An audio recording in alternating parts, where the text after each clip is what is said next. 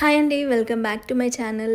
నోరూరించే world famous Hyderabadi style chicken dum biryani perfect కొలతలతో అంతే టేస్టీగా చేసేద్దామండి ఈరోజు వీడియోలో.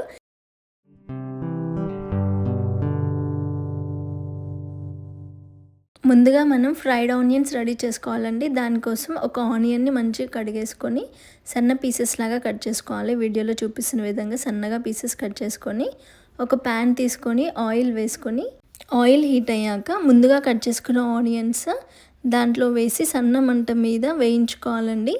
గోల్డెన్ బ్రౌన్ వచ్చేంత వరకు వేయించుకోవాలి. కాస్త టైం పడుతుంది, స్లోగా వేయించుతూ ఉండాలి.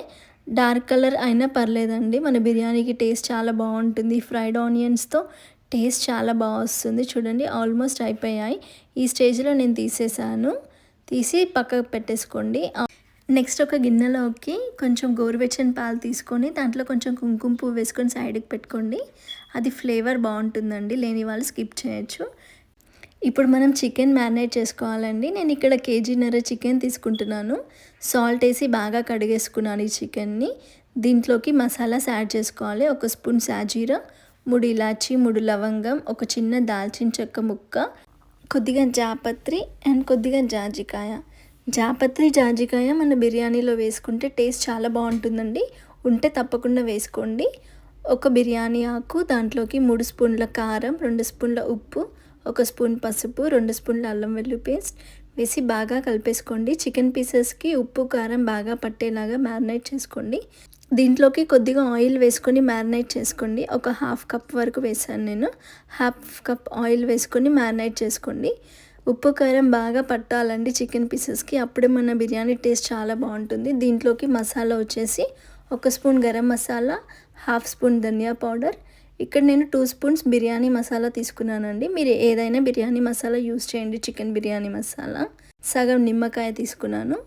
దీంట్లోకి మనం ముందుగా ఫ్రై చేసిన ఆనియన్స్ వేసుకోవాలి. 1 కప్ ముందుగా ఫ్రై చేసిన ఆనియన్స్, 1 కప్ పుదీనా, 1 కప్పు కొత్తిమీర వేసుకొని బాగా కలిపేసుకోండి. ఫ్రైడ్ ఆనియన్స్ని చికెన్ పీసెస్లో బాగా కలిపేసేసుకోండి, టేస్ట్ చాలా బాగుంటుంది. దీంట్లోకి నేను 200 ml వరకు పెరుగు తీసుకున్నానండి. కేజీన్నర చికెన్కి 200 ml వరకు పెరుగు తీసుకున్నాను. దీంట్లోకి 1 కప్ ఆయిల్ తీసుకున్నాను. ఇంకా మనం ఎక్స్ట్రాగా ఏం ఆయిల్ యూస్ చేయమండి, ఇక్కడ యూస్ చేసే ఆయిలే. నేను ఇక్కడ 1 కప్పు తీసుకున్నాను. ఇందాక 1/2 కప్పు, ఇక్కడ 1 కప్ తీసుకున్నాను. మీకు ఫ్రైడ్ ఆనియన్స్ ఫ్రై చేసినప్పుడు ఏదైనా ఆయిల్ మిగిలితే కూడా వేసుకోండి, టేస్ట్ చాలా బాగుంటుంది. ఈ మ్యారినేట్ చేసుకున్న చికెన్ ఒక 3 hours పక్కన పెట్టుకోండి. టైం లేకపోతే ఒక 1 hour పెట్టుకున్నా సరిపోతుంది. 1.5 kg చికెన్కి 1 kg రైస్ పర్ఫెక్ట్గా సరిపోతుందండి. నేను ఇక్కడ 1 kg బాస్మతి రైస్ ఇలా మరీ గట్టిగా అనకుండా స్మూత్గా కలిపేసుకొని కడిగేసుకొని పక్కన పెట్టేసుకోండి. మనం రైస్ వండే ఒక 1/2 hour ముందు కడుక్కుంటే సరిపోతుంది. నేను ఇక్కడ బియ్యం అర్ధగంట సేపు నానబెట్టుకున్నానండి. తర్వాత రైస్ వండుకోవాలి. ఫస్ట్ మనం దాంట్లోకి ఒక గిన్నె పెట్టేసి 2 లీటర్ వరకు వాటర్ వేసుకొని దాంట్లోకి మసాలా దినుసులు యాడ్ చేసుకోవాలి. కొంచెం సాజీరా, 2 ఇలాచి, 2 లవంగం, కొద్దిగా దాల్చిన చెక్క, కొద్దిగా అల్లం వెల్లుల్లి పేస్ట్, 2 బిర్యానీ ఆకు, కొంచెం గరం మసాలా అండ్ 1 స్పూన్ ఉప్పు, 1 స్పూన్ ఆయిల్ వేసి వాటర్ బాగా మరిగాక ముందుగా నానబెట్టుకున్న బియ్యాన్ని దాంట్లోకి వేసుకోవాలండి. 70% అన్నం ఉడికితే సరిపోతుందండి. 70% ఉడకగానే వాటర్ వంపేసుకోండి మొత్తం. ఇక్కడ 70% రైస్ కుక్ అయిందండి, సో నేను వాటర్ అన్ని డ్రైన్ చేసుకున్నాను. నెక్స్ట్ మనం మ్యారినేట్ చేసిన చికెన్ మనం బిర్యానీ దేంట్లో చేస్తున్నామో దాంట్లోకి వేసేయండి. దాంట్లోకి వేసి 70% కుక్ అయిన రైస్ని ఫస్ట్ ఒక లేయర్ లాగా వేయండి. చికెన్ మీద మొత్తం పరిచేసేయండి.